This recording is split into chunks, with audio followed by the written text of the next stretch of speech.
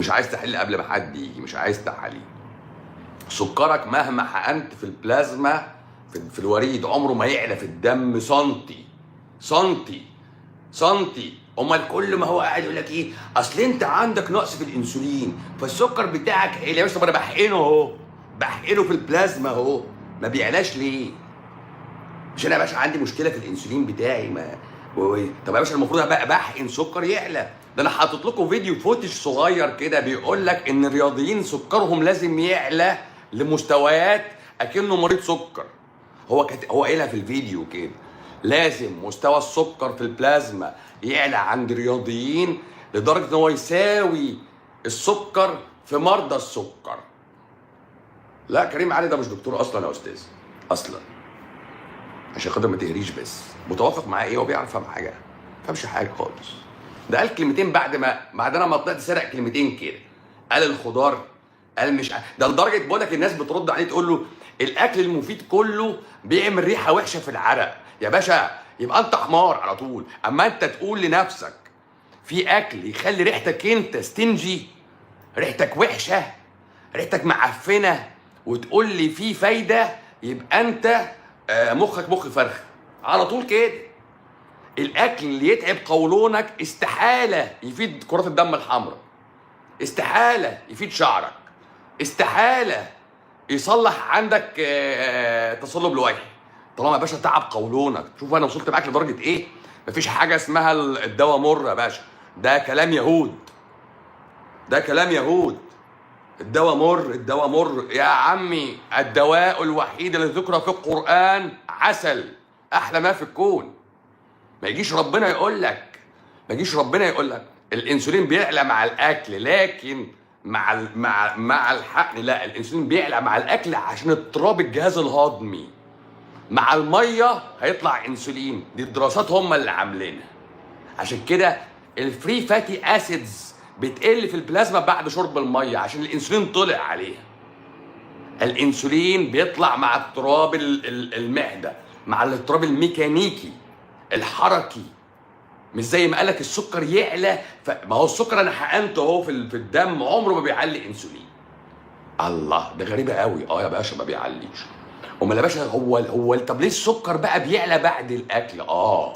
ده هقول لك هنا بقى حركه بمليون جنيه. دلوقتي خلايا الكبد فيها جزيء السكر بيخش وبعدين بيمشي حاجه اسمها امبيدن ماير هوف وبعد كده كريبس جوه الميتوكوندريا. زمان انا قلت لكم الجلوكونيوجينيسيس او تخليق الجلوكوز، قلت لكم عشان يلف اللفه دي بيلف في حته في الكريبس فيلف ويرجع تاني جلوكوز، بس محتاج من فوق جلوكوزايه تسقطها زي الكوين وهو يلف عليها بايروفيك ولاكتيك وجليسرين ويرجعها جلوكوز. فساعتها قلت لك ايه؟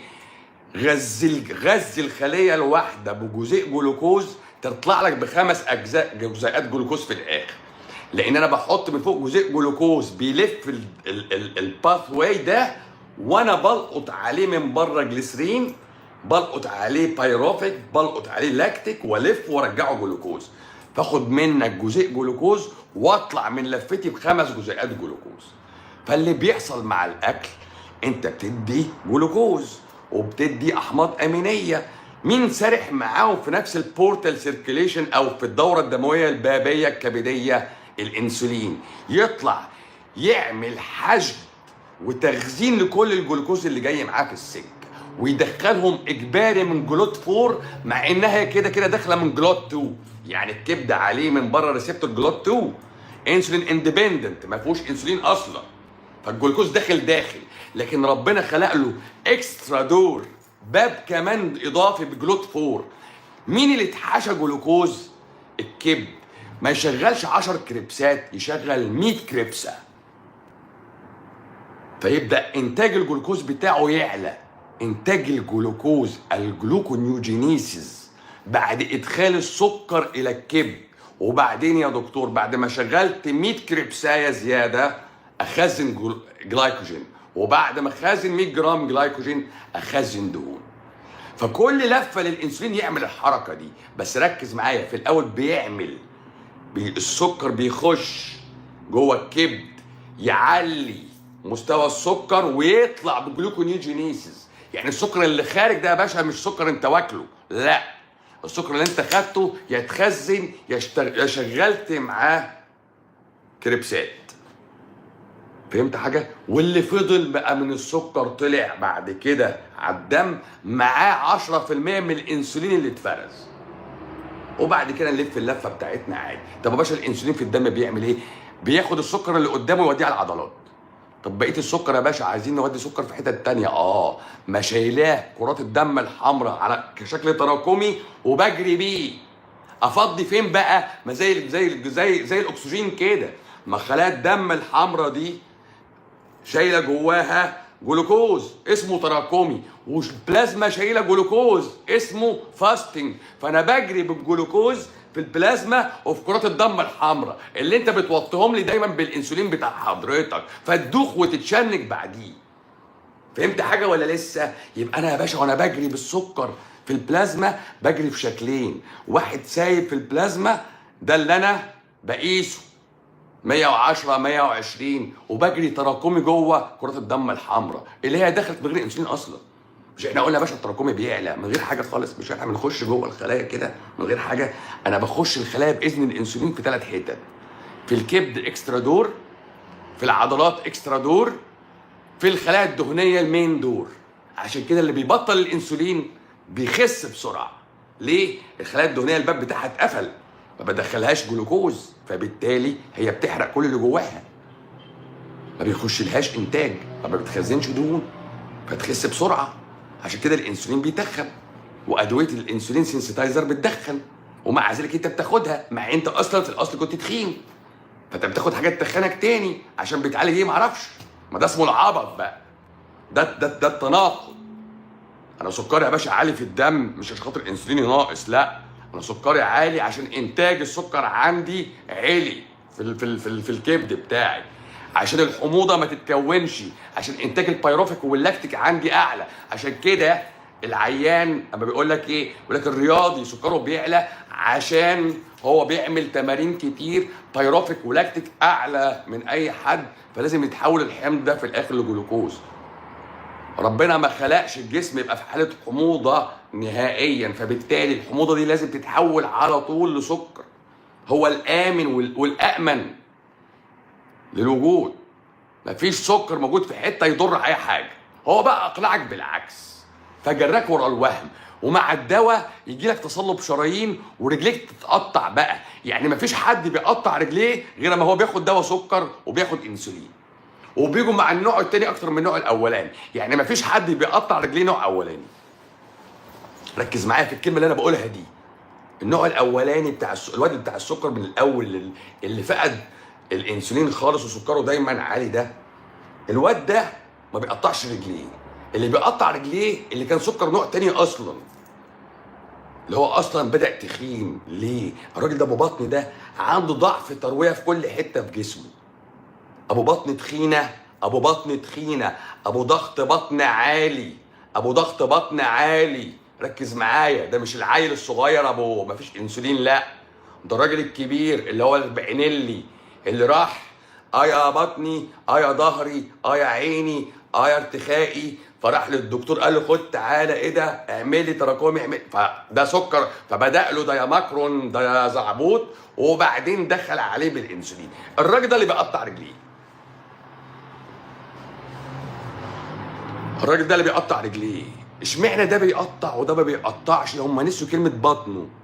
ضغط البطن بالكبد الدهني بتصلب الشرايين، لانه الراجل ده بادئ القصه من زمان. بطن بادئ القصه بايه؟ ببطن وانسولين شغال وهايبر انسولينيميا، فعنده دهون حشويه في بطنه وكبد دهني. اصلا الولد الصغير التاني ما عندوش دي، ما عندوش دهون حشويه كتير. هي القصه جت عنده بسرعه، جسمه خد القرار بدري، وقف شغل الانسولين واشتغل هو جلوكونيوجينيسيس بمستوى اعلى. خلي بالك جسمك بيعمل ريسيتنج. يعني ايه ريسيتنج؟ يعني هو القصه كلها بقى الطبيعي بتاعك صايم 100 هنخليه 250 بس. ده خلاص، ده جسمك عمل كده بس خلاص. عندك في الاول حزقه للكورتيزول، ما انت بتحزق مع كل اكله بتاكلها، بطنك تتنفخ، CRH TSH، حزقه بيتويتري، طلعي لي كورتيزون مش قادره، في ضعف ترويه في الكلى والسوبرارينا فوق الكلويه، في ضعف ترويه في رجليا، في ضعف ترويه في دماغي. امال يا باشا انت بتقفل كل دول ازاي؟ يعني زي جلطه في دماغه ورجليه مقفله وقلبه مقفل. ايه ده يا باشا؟ ده الحوارات دي يا باشا انت فوق. سيبك من التصلبات وسيبك من الهجص ده كله. الدم اللي بيجري في شرايينك في كل حته اقل من الطبيعي اصلا. الترويه بتاعت جسمك اصلا مزفته. فترجليك يقول لك انا عندي رينولدز، انا ما البرد بيجي رجليا ايديا فهتلاقي الدكتور بيديله ايه بقى؟ ترنتال، ايه سريبرولايسين، ايه نيورونتين، ايه كمادات دافيه. اربط رباط ضاغط عليك وعلى امك وعلى اللي جنبك وعلى اللي وراك وعلى اللي حواليك، وارفع رجليك وانت نايم عامل كده. باشا انت اللقطه دي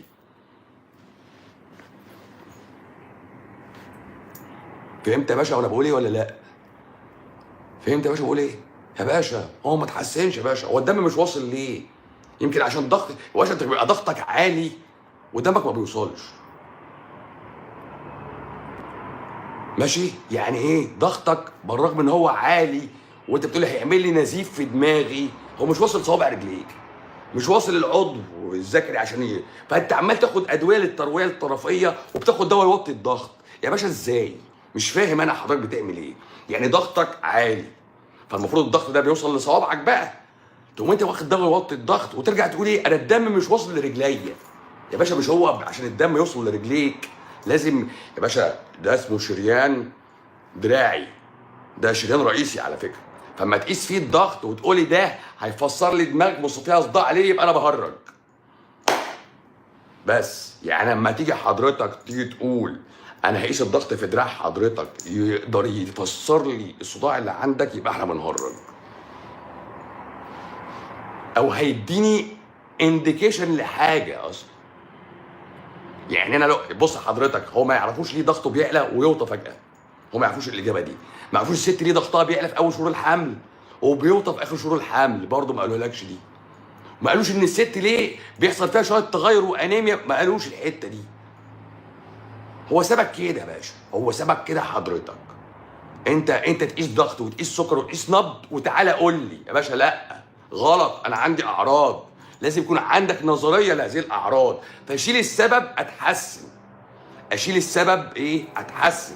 لكن ما تقولش السكر هو السبب. طب يا باشا انا ظبطت السكر واتعاميت. ما هو عبد الفتاح الاسري كده. عبد الفتاح الاسري ما هو يا باشا اللي بص، اللي حصل له عينيه فقدت، بيعرف ان ضغط العين زاد لدرجه ان الدم ما وصلش. غذاء ترويته هو كانت ضعيفه. الكلى اللي باظت، دم ما وصلش. ما تقوليش السكر، اصل السكر لزق على ده شغل خالتي. السكر لزق على الصينيه، اصله كرمل مني، اصله لزق على الحيطان، اصل الزيت والسمنه لزقوا على الارتري. باشا عيب، ده احنا دكاتره. عيب الكلام ده ما تقولهوليش. عيب، ده الدهون لا تتجمد ولا تترسب غير في درجات حراره متدنيه، صفر مئويه. مثلا في روسيا يقول لك الموتور ما دارش ليه؟ عشان اتجمد الزيت. مفيش زيت بيتجمد على درجه حراره 38 مئويه يا دكتور منك ليه؟ زيت ايه اللي اترسب؟ اصلها زيوت مهدرجه. وحضرتك جبت زيوت مهدرجه جوه الدم منين؟ ما هو لو اللي بيتكلم عاقل يبقى المستمع مجنون. حضرتك بتقول في زيوت مهدرجه في شراييني. يا ترى جت منين الزيوت المهدرجه دي؟ هل زيت الآلية بتاع الطعميه ده دخل على شرياني على طول ولا مين اللي حقنه؟ هو في دهون موجوده في الدم يا كافر منك ليه؟ استحاله. الدم كل مكوناته تذوب في الماء. حتى لو فيتامين د هيمشي في الدم لازم يكون بيدوب في الميه. طب يدوب يا باشا ازاي في الميه وهو شمع؟ بحمله على الجلوبولين، على بروتين عشان يدوب في الميه. الله، يعني مفيش يا باشا حاجه خالص اسمها دهون في الدم؟ اه يا باشا مفيش حاجه اسمها دهون في الدم. ولو حقنتك زيت في الدم دلوقتي تموت. ليه؟ لان لا يختلط الزيت بالماء. فالكلب اللي يقول شريان لزق عليه دهون تديله بظهر ايدك،